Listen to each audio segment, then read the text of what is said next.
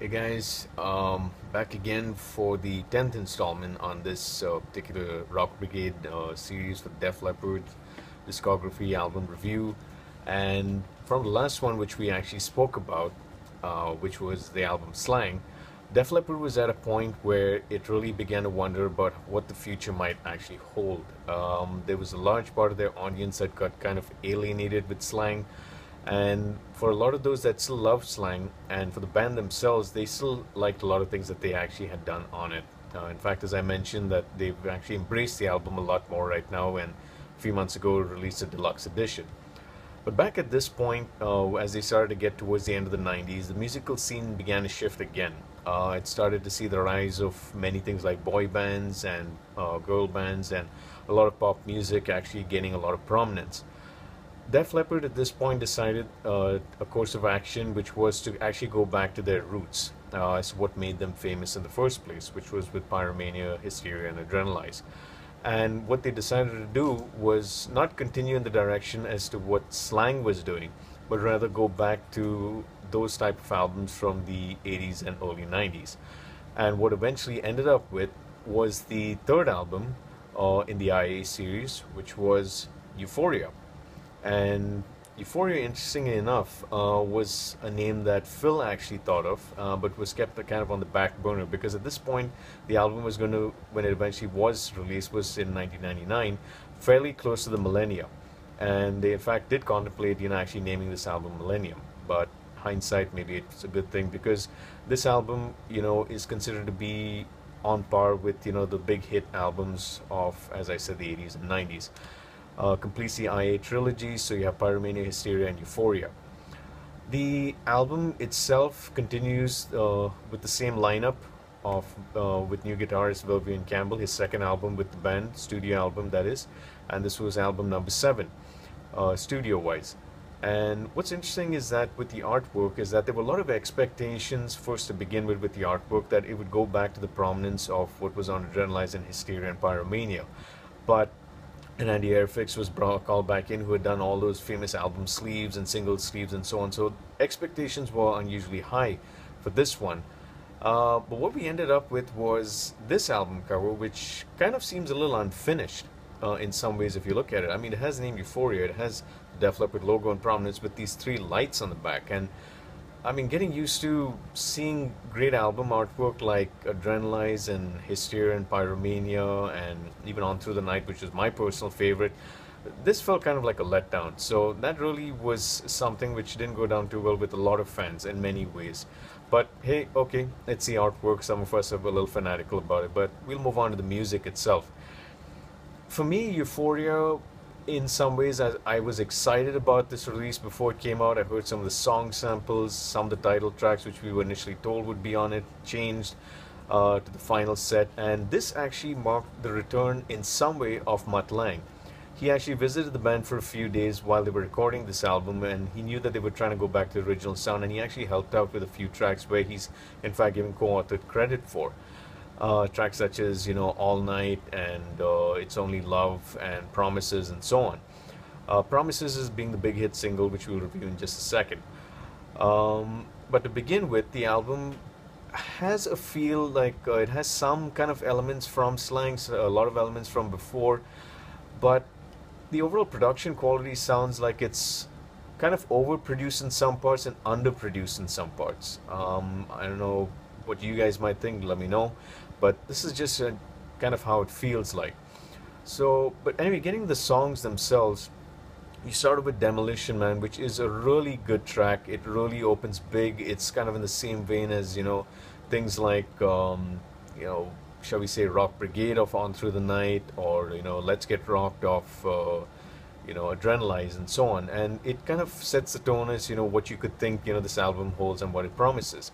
And funny enough, that's the title track for the next one, which is the song Promises. And the first thing I noticed about the song, which a lot of Leopard fans have noticed, is that the basic riff is kind of very similar to the song Photograph, which was on their third album, Pyromania. And a lot of fans, in fact, were a little critical about this because they somehow felt that the band was kind of, taking stuff from early on in their discography and just kind of rehashing it. But Not to sound disrespectful, the song Promises is really good. I personally love it. Fans came, and those who did feel a bit, share a bit of criticism, did come to love this song. It was a big hit in a lot of markets. It really broke them back, brought them back to the forefront. Those who felt alienated by slang really came back once they heard this single and actually knew that the band had returned to their roots.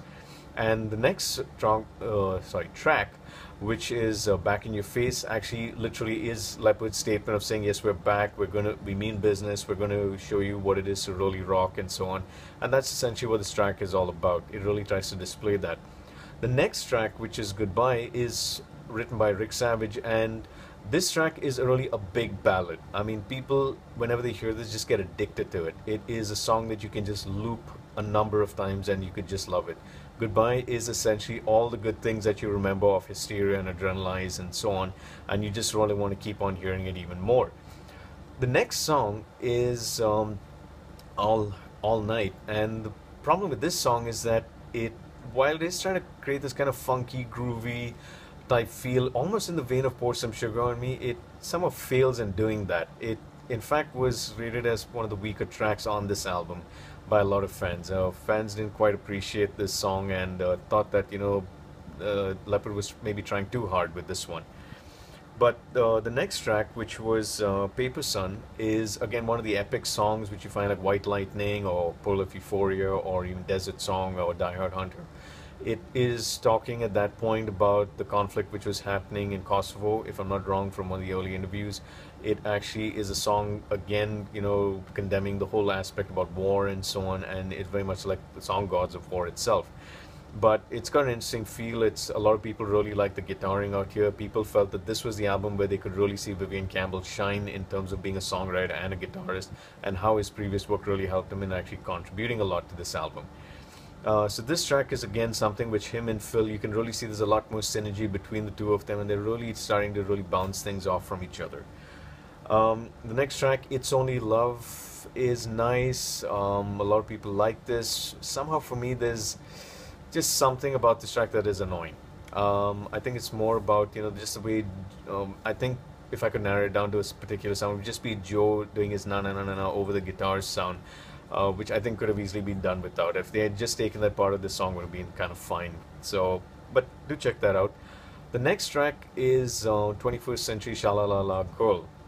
Yeah, it's a pretty long, bizarre title. I don't know why, but that's just something that they chose to do, and it is a big hit with fans. A lot of guys liken this to being the predecessor or something in the vein again of Pour Some Sugar on Me. Leppard themselves consider Euphoria to be an album that sits musically between Pyromania and Hysteria.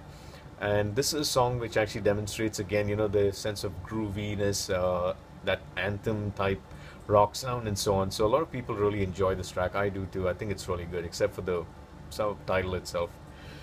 And the next track is something which is more credited to Vivian again. It's a good song called To Be Alive, so something which I really believe is a very nice, laid back, very easy to listen to sound.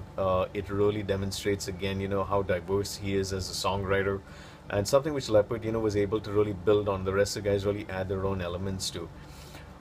Following on that, you get into a song which is the second kind of instrumental that Def Leppard has ever done, which is called Disintegrate. The first being Switch 625, which we discussed on the High and Dry album. And Disintegrate kind of gives you a sense of a slightly electronica type sound, but again, it shows Phil Collins really demonstrating, how he can write a really great instrumental. In fact, this is a song they should really try and play more often. It is really, really good. It just gets you. It just pulls you in. It's high pace, high energy. It really wants you to really, just bounce with it. Really enjoy this one. Guilty is something which you think could have easily come off from the Hysteria sessions. It's a ballad type track, which is very good. Kind of reminds me of Love and Affection in some way. Not musically, but just in some way it reminds me of that. And definitely something which is a feel-good song. Day After Day I would liken to be more like a slang song. In fact, this was a song which actually took me a while to get into, and when I finally did, I just realized that this is probably the only song in the album which has, again, yes, that dark kind of tone, but it is something, once you get into it, you really feel like this has got a good heart crunch to it.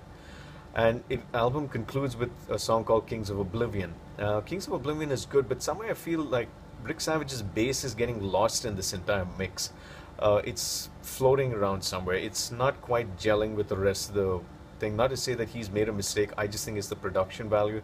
A lot of guys love this track. I just feel that's my only complaint about it. But overall, it's a good way to close the album. Leppard actually had written a few extra songs which you can somehow find either on the deluxe slang version or so on. But I feel like those songs, if they had been included on this album, would have given it a lot more, shall we say, teeth, a lot more robustness that could have actually taken it far further. So, for instance, songs like Worlds Collide is a slightly heavier sound, which could have been included here. Immortal was a great song that could have really made it onto this album. I Am Your Child, which was a bonus song on the Japanese edition, but I think that would have been awesome as a song that you could have actually put on here. It has a similar structure to Promises, but sounds nothing like Promises, but it is really, really good. And you have Burnout, which ended up on the deluxe slang version, and that's a song again which could have really had a lot of fans. Where a lot of fans really wish that this had been included. Overall, Euphoria was good. It really broke Leppard back into the mainstream, really pacified a lot of fans that felt alienated by slang, really set the tone of how things were to come. And from what we gathered, this was the kind of direction Leppard was going to go in, and probably try and see how this song progress. But given the way the music scene changed so much at this point, it was just important to try and see what we were in store for, which we'll discuss in the next installment. So stay tuned. Thanks.